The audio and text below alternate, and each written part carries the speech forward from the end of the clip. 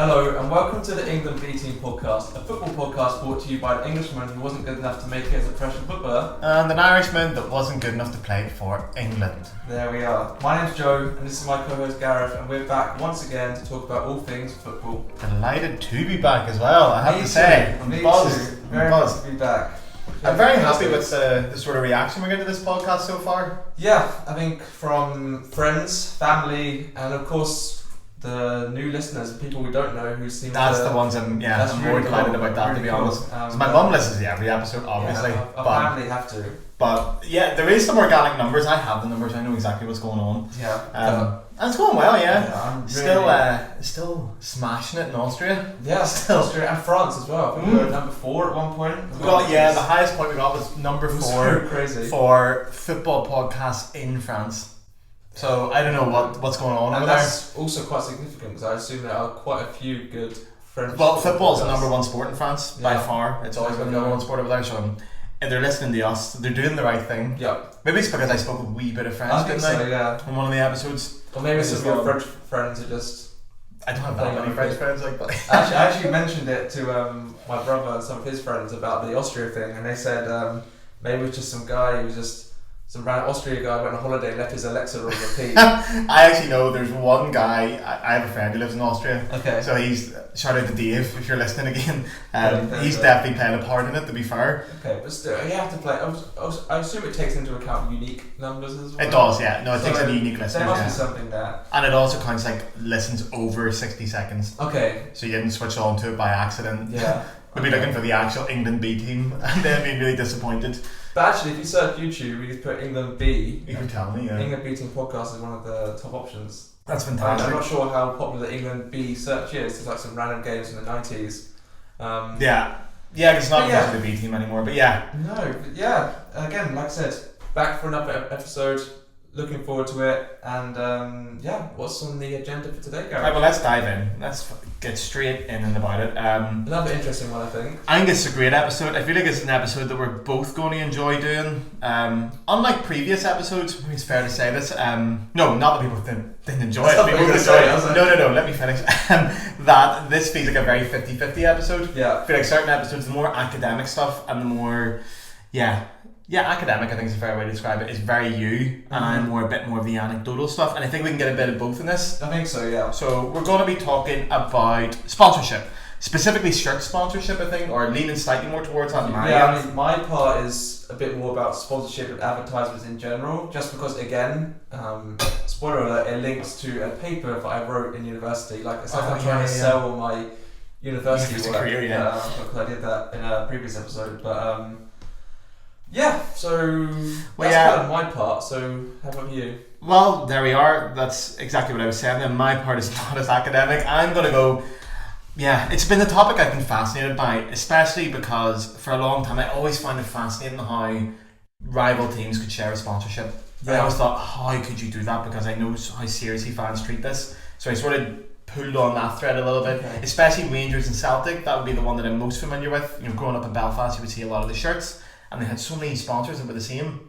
And then, You told me this. I didn't even know this. It happens with a few teams actually, so when I went to find this out, it's not the only one. Two huge rivals like that, you wouldn't. Yeah. Well, we'll get into that later, but to be honest, it's more of they're not doing it for good reasons. I think it's more sponsors are too afraid to pick one or the other. Okay. So they're hedging their bets a little bit on it. That's certainly what happened with Rangers and Celtic. Sponsors wouldn't appeal to one side or the other because you're alienating half the city. Yeah. And when it comes to a rivalry as fierce as that one, fans will. They'll not buy products that are on the other team's jerseys. Yeah, I mean, so was it one back in I don't want to spoil it, but I guess for example, one I know it was NTL. Mm-hmm. Which now I think it's Virgin Media, but back then it's one of the main internet providers. Yeah. So of course. And they could not go alienating half of Glasgow, and half of Belfast with it as well. So yeah, but then I went down this road, and I just want to go on a little bit of the history of shirt sponsorship, where it started, a couple of anecdotes, and some really interesting stuff I found out on the same shirt thing, which we were just talking about before we started recording. I want to get into that. Okay. And then after that, we'll do your academic side of things and your paper, which I'm really looking forward to. I always learn something on it as well, which I love. And then, I don't know how we'll tie that up. We'll see what we learn, and then we'll go on there. Find a way to bring it back together. Yeah. Right, well, I'm going to get started then. Sounds Shirt good. sponsorship. So this is shirt sponsorship only. I'm not talking about the other thing. So obviously, as you can imagine, firstly, shirt sponsorship in football is big business. Like, I don't think people understand how much money shirt sponsorships cost. I think in the Premier League last year, the deals totaled over 400 million quid for a year alone. Like, this is major money. But the first ever one was way back in the 70s. It was actually a German team. A team that I probably should have done my research better on this. I don't know if they still exist or if they've changed the name, but it was Eintracht Braunschweig. And of course, their sponsor. They're a club. Yeah, and they spell Eintracht though? I'm sure. I can check this while you're talking. Yeah, go for it. But obviously, who else is it going to be? It's the same club, yeah. There you are. What league are they playing in? Zweite Bundesliga. Oh, they're not bad then. They were in the Bundesliga. Yeah, not bad. Like within the last 10 years. Oh, yeah. There you are. Well, the sponsor was Jägermeister, which is not going to come as a surprise to anybody. Nice. Jägermeister, and they were gorgeous jerseys. Was it a local sponsor? No, well, yeah, sort of. That was back in the days before Jägermeister kind of rebranded themselves. Okay. The whole Jägermeister rebrand as a party drink came along when Red Bull decided to pair up with it, which is a very clever thing because most German people still know Jägermeister as like an old person's digestif for after dinner. Yeah, a wee small glass in of the UK it was always Red Bull and Jäger. Yeah, pretty much. Like I can't see my granny sitting down with a wee Jägermeister before she goes to bed. Be quite surprised, yeah. So, but back in those days, it was just a very traditional brand. Obviously, the very iconic stag on the cover, huge big logo, and the DFB, the German Football Association, hated it. Really? They were not a fan of this at all. Like, yeah, they thought it was a bit crass. It sort of threatened the integrity of the competition in many ways, by letting that kind of money into it. And they had a legal battle. Okay. Well, they tried to fight it, and then Braunschweig got away with it, and then that was it. Floodgates opened, so many teams went and jumped on it, and then pretty much by the 90s, every club had one. I mean, as long as everyone... I mean, of course it is a bit tricky to argue what's fair and not fair, because obviously... well, I mean, Bayern Munich sponsor would be a lot more than, for example, Bochum sponsor. Of course, yeah. But well, that's the thing. Like, I think a few teams held out. Most notably was Barcelona. They held out until like 2010, I think. I think 2008. And even then, it was actually, UNICEF. That's actually one of the things I would talk about. It was UNICEF, and then within the last few years, they kind of more sold their soul a little bit. But like, yeah, I can understand how their fans might be upset with that, but at the same time, it's such a massive revenue stream that you're turning down, and if everyone else is getting it, you can't be the last one to the party, can you? Now they definitely need it. They sold everything. The stadium name. Maybe we get a bit of it. Yeah, they can sponsor us. Speaking of sponsors, we want a sponsor, so yeah. Wouldn't say no. Yeah, but Barcelona wants Barcelona couldn't afford us. True. No DFB are blocking our move for sponsors. That's true. That's true. Yeah. Barcelona did hold out then, so you can talk about that later because all I know is basically they held out. Celtic held out a little bit longer than usual as well, and that was a very traditional club thing. You know, Celtic are a very socialist club, and they sort of viewed it as selling their soul a little bit, so the fans weren't delighted with that, but they did give in 1984. They did join the revolution. And that brings me into the core of what I want to talk about is rivals sharing sponsorships. Now, I talk a lot about Rangers and Celtic, but there are other examples. So, Grêmio and Internacional from Porto Alegre in Brazil, they've shared sponsorships for, I think, 15 years. Really? The last 15 years. A couple of different ones, banks, insurance companies, things like that, but they've made a point of sharing sponsorships. And a closer one to home. For a similar reason, because of the Celtic Rangers thing. Yeah, I'll get into that, but yeah, definitely. Yeah. It's not necessarily a positive thing that the sponsors get both teams. There's a lot of trouble that comes with it. As you can imagine, like football fans take this stuff seriously, especially for these kind of rivalries. Yeah. FC Köln and Bayer Leverkusen both had Gaffel as their official beer sponsor until last year. Leverkusen have just signed a brand new deal with Fru, which was, it's not as an extreme an example because it's not a shirt sponsorship. Yeah, but still. I always noted, and again I'm saying this as a fan, not as an employee, I have to make this very clear, these opinions are my own, but I always noticed Gaffel Kush, which in my opinion is actually the best, has the FC Köln logo on the bottle, but it never had the Leverkusen one. So I wasn't very happy with that, and I'm kind of glad to see they've changed, and that's a very small level of how annoyed fans can get by sponsorship, and I'm not the kind of person to get annoyed very often. I'm not. I'm a very lucky man. That's something I noticed as well, for sure. So yeah, there's benefits to it, obviously, sharing sponsorship. So Rangers and Celtic are the big one. If you have both teams in a major city sponsored, you're going to get a lot of people in it, and you're not going to have a rival sponsor with the other team. So you're taking all the business from one area, and that's really good. But the main benefit, to be honest, from what I'm reading about it, is you're not annoying the other team. You're not alienating the other fans. So Rangers and Celtic have shared sponsors 4 different times. Their very first sponsor back in the day was C.R. Smith. Now, I think they're from Fife. Gorgeous jerseys. Gorgeous jerseys. But Rangers broke away. Oh, this is like 80s. Okay, interesting. These are gorgeous jerseys. I'm trying to think who played. No, Gareth wouldn't have been there yet. Who would have been knocking about in those days that you might know? 80s. Graham Souness would have been Rangers manager, I think, around that time. Ivan Coist? Yeah, he would have still been there. He was 90s as well. Around that. I can't see Ali McCoist in the C.R. Smith one. I can see him in the McEwen's Lager. So Rangers broke away from C.R. Smith and went to McEwen's Lager. But this just shows you, I read this now and I found this detail. So McEwen's Lager, that's a Scottish beer company based in Glasgow. Yep. Or around Glasgow. I can picture those jerseys. They're lovely jerseys. Really nice. But McEwen's will still refuse to release the figures if they lost sales in the Celtic areas of Glasgow during the sponsorship era. They're still saying we're not telling anyone because everyone's like, yeah, you did. You did. Like, I know for a fact, as I've spent a lot of time in Glasgow, Celtic bars would never offer McEwen's beer because it was on the Rangers jersey. They're like, we're not serving it. That's their thing. Wow. We're not doing it. So there you are, straight away, half the pubs in the city are gone. And then later on they had NTL. They had Tenants for a while. I also only picture NTL and Celtic. Like, I can't picture McEwen's with Celtic, but I can only picture NTL with Celtic. I don't know why. Like, McEwen's didn't have Celtic. No, sorry. Rangers broke away from C.R. Smith. Yes, yeah. Celtic held on to C.R. Smith for a long time, and I think they actually got a really good relationship with him for that because C.R. Smith kind of stuck by them. Yeah. In that way. But they had Carling as well in sort of like the 2007. Yeah. I'm seeing Shinsuke Nakamura. I can picture that one, yeah. You know, and what do you call him? Barry Ferguson. Barry Ferguson, the striker. Yes, it's well. Henrik Larsson. Like Dado Perso, Nacho Novo, that kind of era for the Rangers. Yeah, Henrik Larsson for Celtic.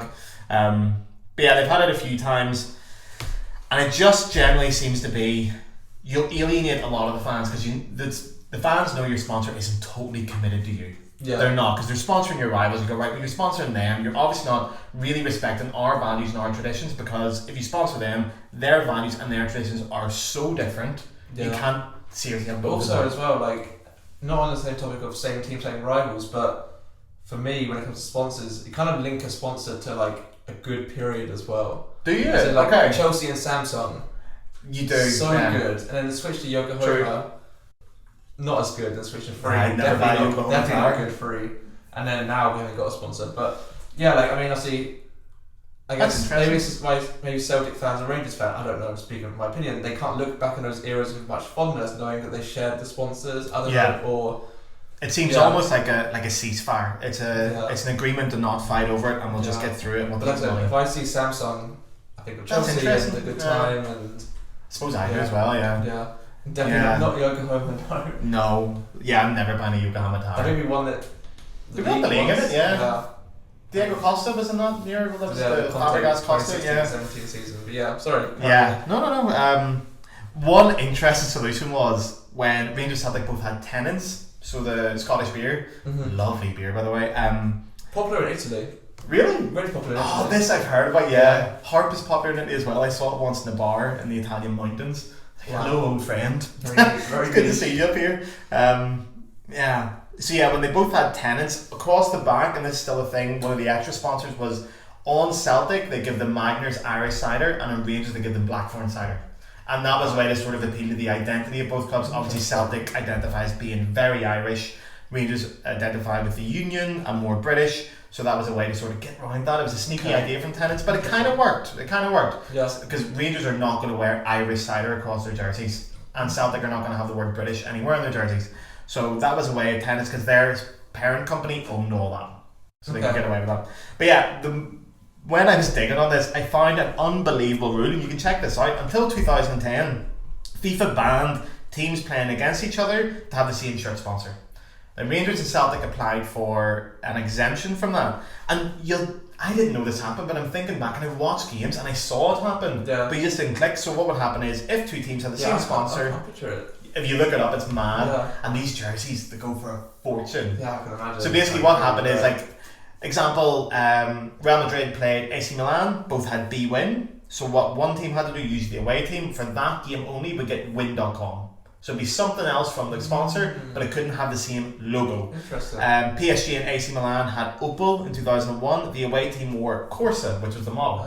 Opel Corsa. Could have done the Vauxhall, I don't know. Well, we know what is Vauxhall, yeah. I didn't know that until recently, that Opel and really? Vauxhall was the same thing. I had no idea. Yeah.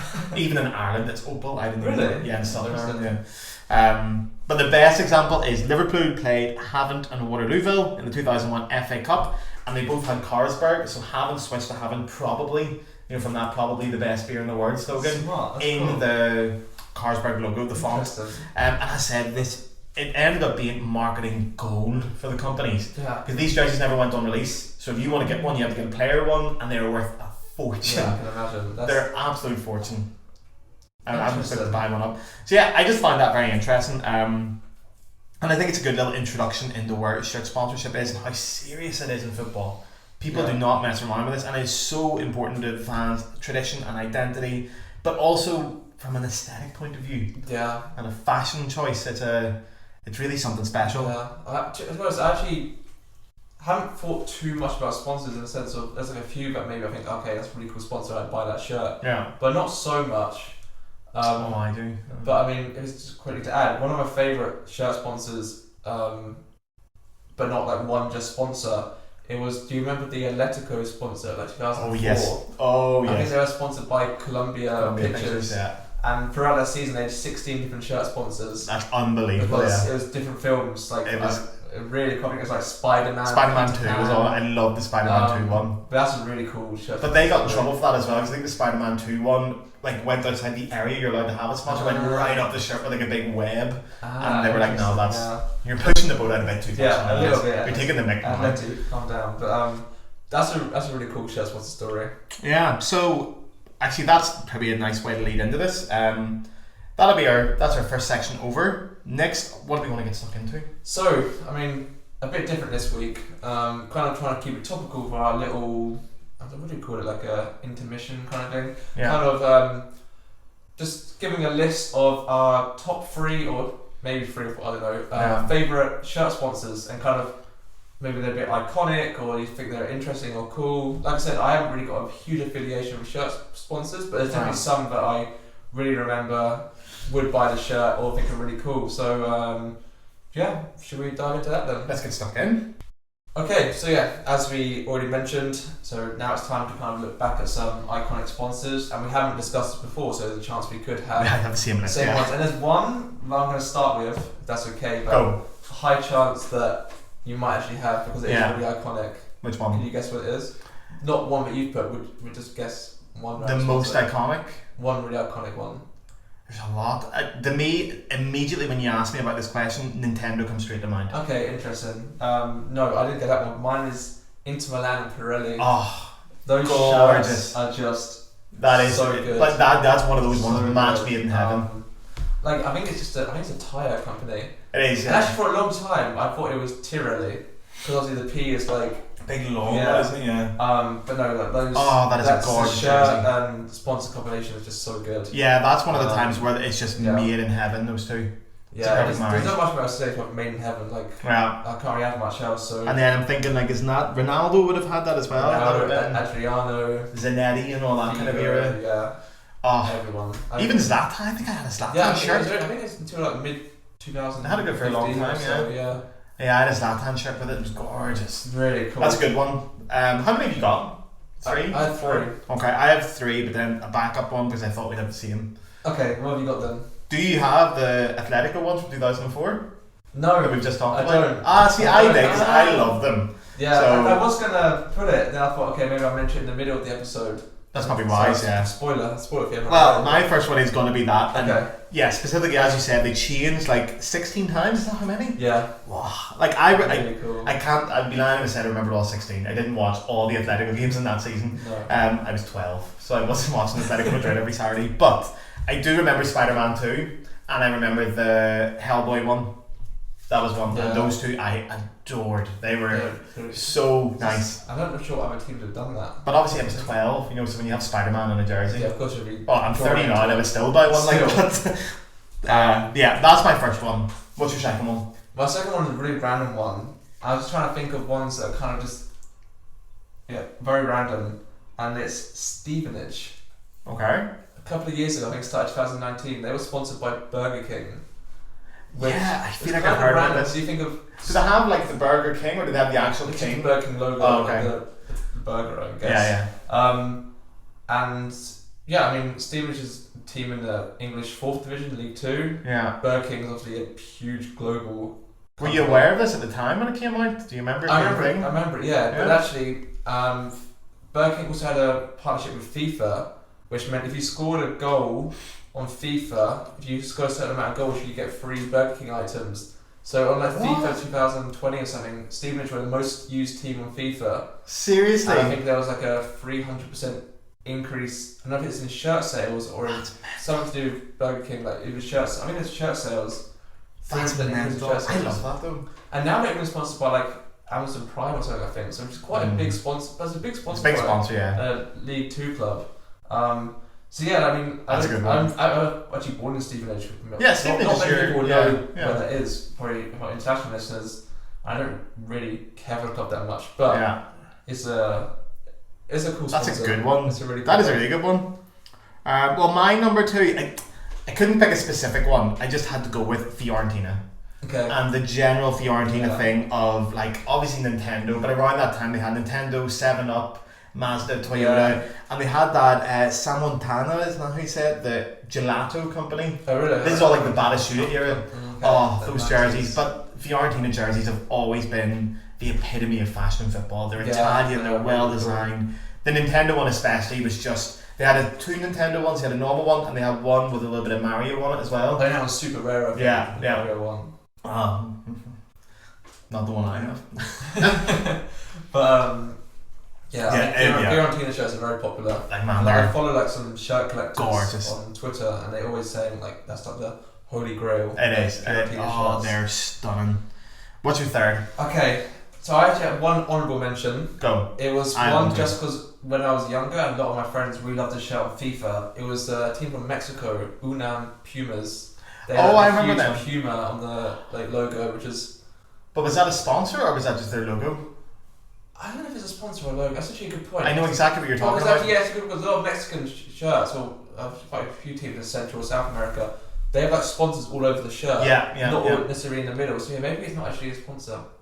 I don't know what UNAM is. I thought it was a university, maybe it's in America. I think it is a university. But okay, maybe it's not a shirt sponsor, but it's still a cool shirt. But my last official one, you're talking about. Again, super random and no affiliation to the club at all, but it's just really, really memorable. It's Bolton and Reebok. Yeah, JJ Okocha. I just think of Reebok. Straight away. I think of Bolton, but also their Reebok Stadium, shirt sponsor Bolton, kit maker, shirt sponsor Reebok, kit maker Reebok. I love when they do that. It's like everything was all Reebok, and we won the league there as well. We were wearing that kit, so we did. And I mean, it's just that's a good call. I just see Reebok. I just remember that Bolton area, like Ivan Campo, Kocha, Kevin Davis, who else? Ricardo UC Askelainen, Stelios Yankopoulos, player. Really good era. That's like Big Sam was managing him as well, wasn't he? Premier League era. Yeah, that's a great shout. And like I said, no affiliation to Bolton at all, but I just think this is great jersey. Iconic. Yeah, I always had a soft spot for Bolton. Good era of Premier League football. That is a good one, yeah. As it was back then. But it was a Premiership, yeah. Yeah, so you said you had Well, I have an honourable mention purely because I'm wearing it right now, but for the audio listeners, but it's the Cork City 1990 jersey that is sponsored by Guinness. Now that's obviously for an Irish version, the old Adidas, what do you call that? The Shell logo. Yeah. And Guinness is a sponsor on an Irish jersey. It was just iconic. But my actual third answer is, I was struggling between 2 because the sponsor was on 2 different teams in Ireland, but I'm going to go against my better judgment. I'm going to go with Glentoran, which are a club in Belfast. Now I grew up a Linfield fan. I went to the season. I had a season ticket there, and Glentoran and Linfield are fierce rivals. But Glentoran in 1996 were sponsored by Smithwick's, the beer company, which do you know what Smithwick's is? I believe in England it's got another name because people can't pronounce. No, in Europe it's called Kilkenny. Yes, I know Kilkenny. Yeah, because people can't pronounce Smithwick's in Europe. Really? Yeah. Interesting. I never knew that. Yeah, but 1996 Glentoran jersey. Hopefully in the video I'll maybe get these popping up here. And all your listeners, you can just Google it. Yeah. Glentoran in 1996. Oh, really Cork good. City Guinness shirt. Oh, the Glentoran 96 jersey is gorgeous, and Smithwick's just... I need to look this up for myself, actually. Yeah, I just feel like there was a wee period where Irish league clubs had like these sexy Italian jerseys. It's like something like Fiorentina would wear. Yeah, man. Yes. And that's really cool. Yeah. That's proper. They're stunning. They're stunning. Yeah, Irish league jerseys in that time, they were a step ahead. Cheap, actually, only £65 for a real. Yeah, I know, but I can't wear a Glentoran jersey. I'm burning for wearing. The fact that I've even said that is bad. I was going to give it to Linfield, who had Lotto making their kits, and Lotto was the sponsor. Okay, but decided against it. That was fun then. There we are. That was really cool, yeah. Definitely, if you've check them out. Something different. I would love to hear if you guys have a favourite sponsor. Yeah, They've got a good one, especially like a wee unknown one. Yeah. Something from the lower leagues, or your local league, or a different country, something we haven't found. I actually, weirdly, I had someone reach out to me about this recently, who isn't a football fan, but wanted to buy a cool football jersey, and he asked me, has there ever been a football team that's been sponsored by a cigarette company? And I've googled it, I can't really find an answer. So anyone ever finds out from like a lower league club or a local club, let me know. Maybe more international as well. Or maybe in America or something, like in the States. But yeah, that's great. Good question. But yeah, maybe then that kind of leads us on to the next topic, which is my part of it, which I mentioned earlier. So it's on sponsorship, kind of more in general, and advertisements, and maybe more of a sensitive topic because, it has an impact on people's lives. Yeah. I'm actually been discussing the impact of gambling sponsorship within football. So yeah, I think it's time to dive into that now. Let's go for it. Alright then, so yeah, as I mentioned, of course, it's now time for kind of my research part of this podcast, and like I said, kind of looking more into the impact of the impact of gambling sponsorship. And like I said, like a previous episode, kind of linked to a university paper that I wrote. What was the title of the university paper? I have that here. A study into whether gambling sponsorship and advertisement in football has an impact on the consumer behaviour of football fans. Okay. So yeah, like I said, personally, I don't actually gamble. Definitely not on football, because for me it takes away the fun of it. Yeah, it's heartbreaking enough as it is without losing money on it. I feel like I'm kind of waiting for something to happen. But yeah, at the time I thought it was an interesting topic to look into, because I wasn't super motivated at university in terms of what my subject was. So I thought if I could write my dissertation on football, that would definitely help. The same with my paper on German and English football. So it's a nice theme. I got quite lucky to be able to write these things at university. And yeah, when I started researching into this, there wasn't actually much research into the topic, especially like academic research. Because the blow up in football sponsorship was gambling in football was kind of, I guess, not until the last 10 years or so, and usually I feel like it is, usually academic papers take not a dissertation would take lots of years of research, etc. So I'm sure there's more now. So yeah, what I kind of did was surveyed people, looked into old literature, and I'm sure you guys know how you do a thesis anyway. So yeah, some of the key results from that thesis, maybe it's because of people I knew, but most people that were gambling were male, which was also kind of also in the statistics from the government as well, for example. Most were younger people, which also doesn't really, for my studies, that was for my paper. But interesting. I think in about outside of my paper, it was more spread out the age range. Okay. And this is kind of the interesting part. So 85% of people said there was an increase in gambling sponsorship. And actually that kind of relates to one thing. So back in 2017, there was a BBC News article, and 95% of TV football matches showed some form of gambling, advertisements or sponsorship, which is crazy. I mean, of course, people like I said, I don't want to dive too much into the social side of it, the sensitivity of the topic, because I don't understand it, and it's not our place to do. Exactly. But yeah, one thing that I can touch on is that 57% of people did say that the amount of gambling sponsorship in advertisements in football is unethical, which is quite interesting. Again, it's big number, it is a lot, but like I said, if there's at least one advert every game, that is. I didn't even realise that. Yeah, I wouldn't even be able to tell you that. Yeah, if you'd asked me how many times I remember seeing an advert in a game for gambling, I wouldn't have said every game. nowhere near. Yeah. What's it, 1 But and 5? I know, if you go to football stadiums, you have it on like the board, like Of course you do, next yeah. half-time scorer, William, 8-1 or something like that. Like, Was there not a period as well, I'm making this up, where on the centre circle for the TV graphics, they used to have a sponsor at like half time and stuff? It's only for TV graphics, you actually bring it out, but it looks like it's printed onto the pitch, but it's not. yeah. You know what I mean? Especially in, like, I think in Spain they kind of have that a lot as well. I'm not sure they still do. But yeah, and also a lot of people mentioned that the adverts and the sponsors had to have an impact on them. Most mentioned that social media was one of the biggest impacts. Also, I think maybe about 20% said that actual shirt sponsors as well did have an impact on their gambling habits, their behaviour towards gambling, etc. If it influenced them. Which kind of this kind of leads me on now to the shirt sponsor side of it. So back in 2017, 9 out of 20 Premier League teams had a gambling sponsor on their shirt. Whoa. Which is a lot, which is nearly 50%, yeah. Yeah, exactly. I mean, for 50% to come from one industry in general is a lot. Because you look at the vast differences in shirt sponsorship and where they come from, it's never one industry. Okay, there's a lot of travel industries and stuff, but there's banks, there's all kinds of stuff. Yeah, but 9 from one industry is a lot. That's just the Premier League. I mean, and obviously the Championship, League 1, League 2 is sponsored by Sky Bet as well. True. Which is also and the Premier League is the one with the money as well. But of course, on that topic as well, gambling shirt sponsor will be banned from 2026. Read this, But some teams still have this now, and Leeds signed a new. I've said the Championship now, or some teams signed a new deal with a new shirt, gambling sponsor, which of course Chelsea very nearly did. Yeah.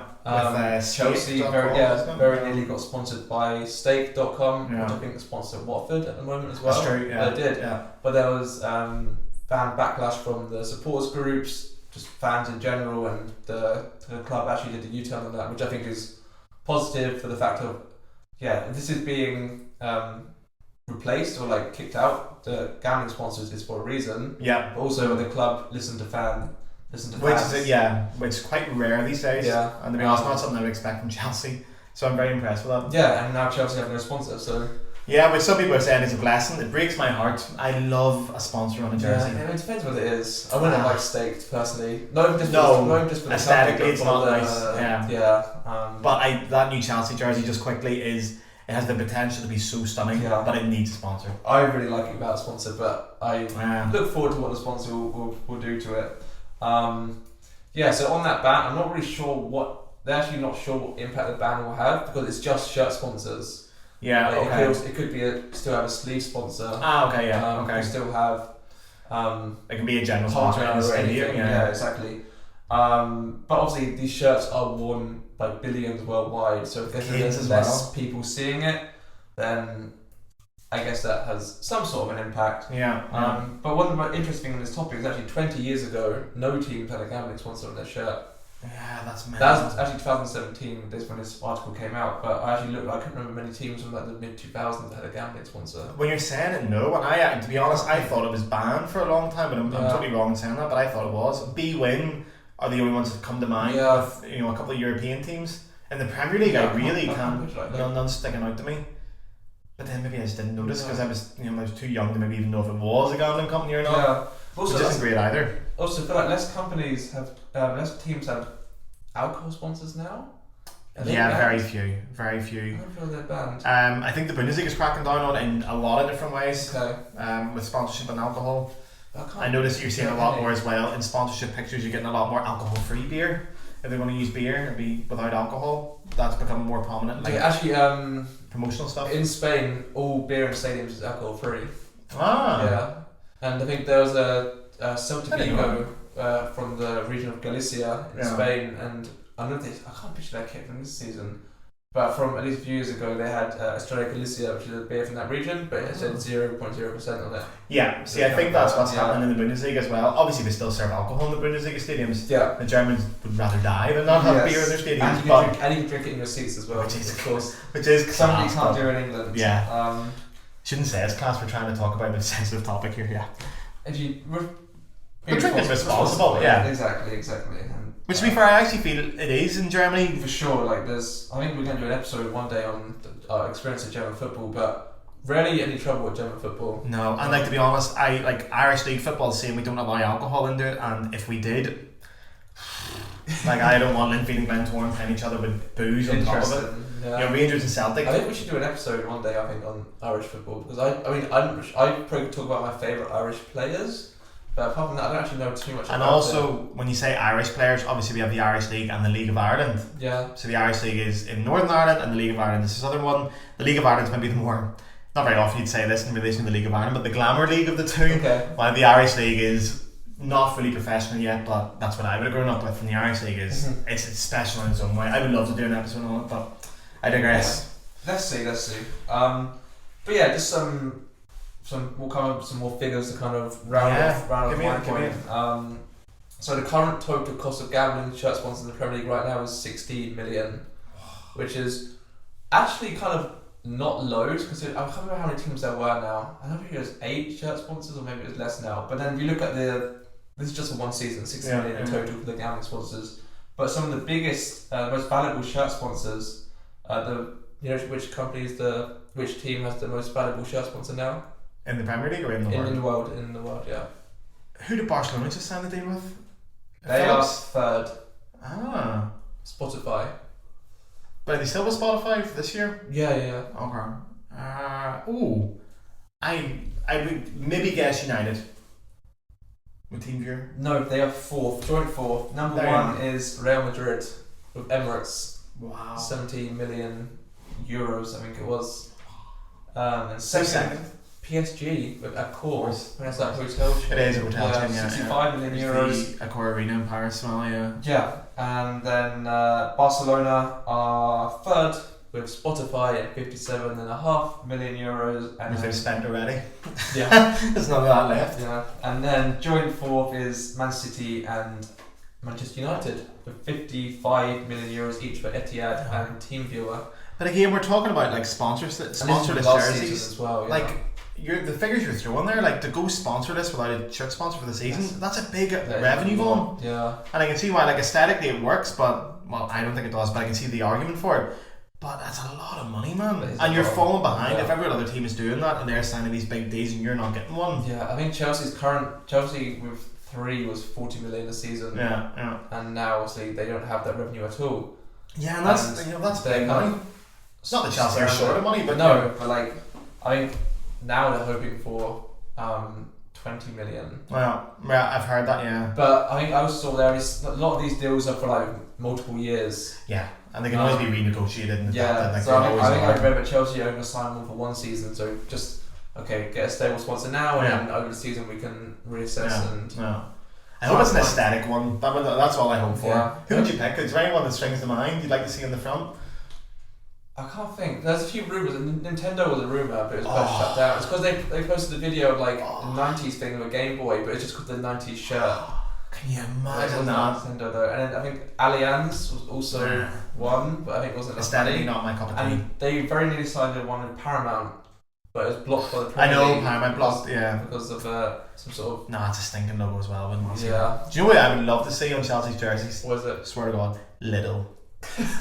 I would love to see Lidl plastered. Oh, it'd be gorgeous. Lidl would be cool. Lidl would be a great sponsor. I can't think what I'd like to see.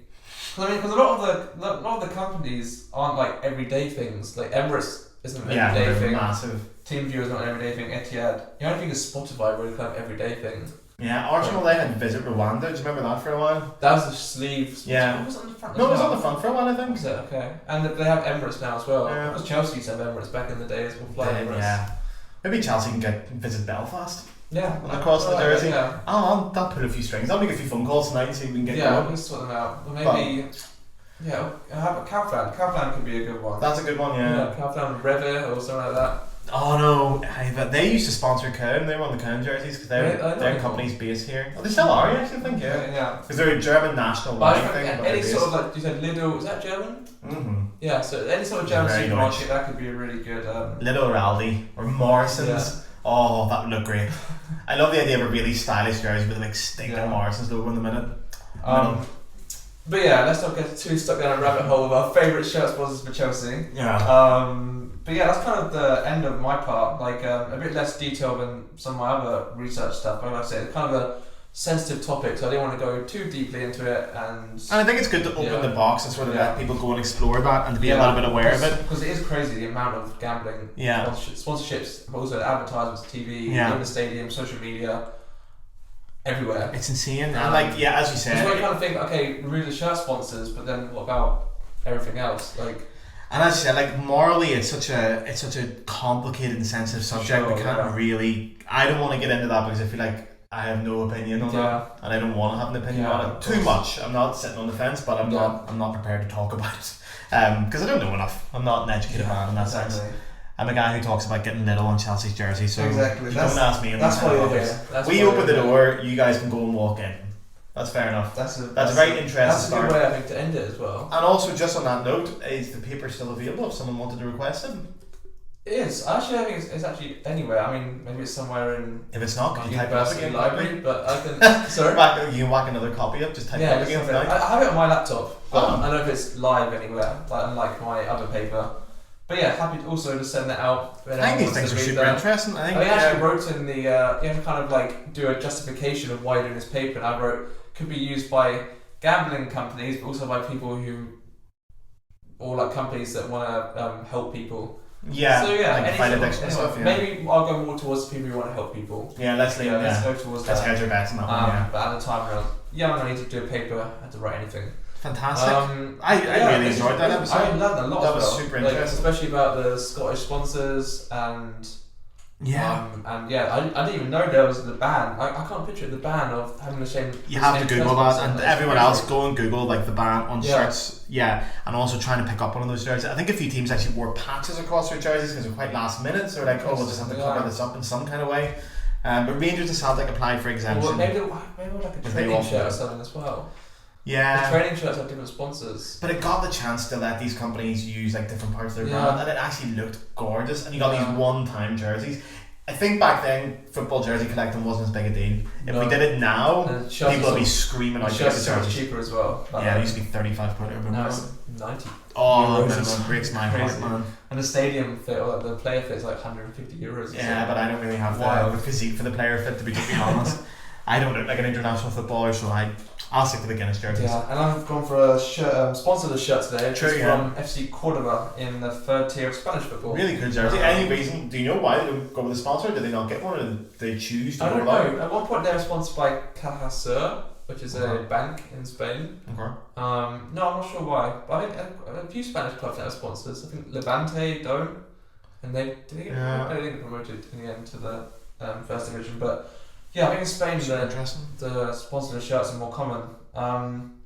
That could be another episode. Sponsorless shirts. I hate them all. Okay, so maybe not then. I can provide the opposite opinion. I don't like them. We could do a debate on it. Do you know what I would like? You can't do it in the Premier League, obviously, but if you're going to go sponsorless, if you put the numbers on the front, and the wee numbers, I'd be into that. Because international teams aren't allowed sponsors. FIFA ban it. Of course. To make sure they get exclusivity as well to the sponsors, and to protect the integrity of the competition. Countries shouldn't really be sponsored. Or they shouldn't. They are Northern Ireland is sponsored by Vauxhall. I think England are too. Yeah. But we don't plaster it in the jersey. But yeah. Yeah. But I think we're done. Yeah. Well, that was a lovely episode. So before we go, then the usual reminders to go and get onto our TikTok, our Instagram. What else are we on? Twitter. Of course, watch our previous episodes. YouTube, Spotify. Oh yeah, go and check them out. iTunes. Get to know us. Please message, and also, if you do watch an episode, send us a message. We've got a few actually, and it's been really nice to hear that people watch the episode and have some comment on YouTube. Yeah, reply to our tweets, react to our Instagrams, anything. Yeah, that's We're more than happy to interact with everyone. Delighted. And of course, any ideas for games, also, or any topics you want us to cover. We're always we're very open-minded, ready to take in your ideas, taking your feedback, and we are, yeah. Right, well then we'll get out of here, shall we? I think so. Looking forward to another episode. Yeah, me too. And thanks again, once again, Gareth. Yeah, you too, Joe. And cheerio, everyone. Thank you very much. Bye bye.